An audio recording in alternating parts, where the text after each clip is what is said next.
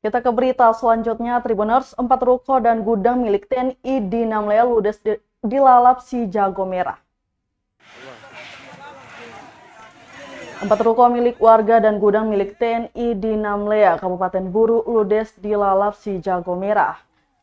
Bahan yang mudah terbakar membuat api begitu cepat menyambar ke seluruh bangunan. Tidak ada korban jiwa dalam bencana kebakaran yang terjadi pada Senin 10 Oktober 2022 tersebut. Hanya saja seluruh perlengkapan dan peralatan tidak dapat terselamatkan.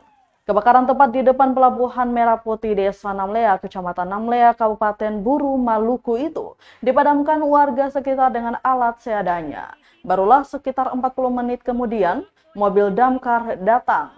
Pemilik kios bernama Lulu Buton berusia 58 tahun mengatakan tak ada korban jiwa dalam kejadian tersebut. Diduga api berasal dari pembakaran sampah tepat di samping tokonya. Hingga kini Tribuners, pihak kepolisian telah memasang polis lain pada kawasan tersebut.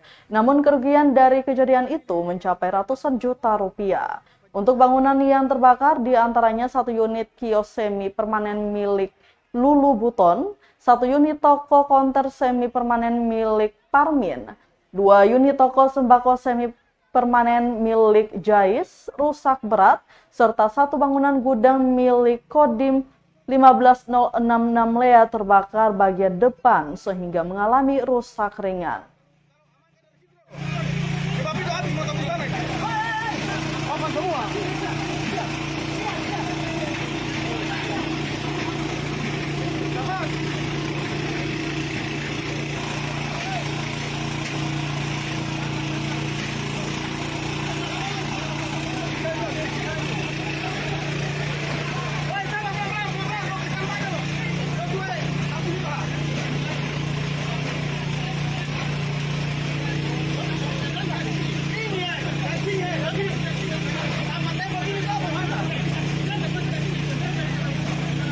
Terima kasih sudah nonton.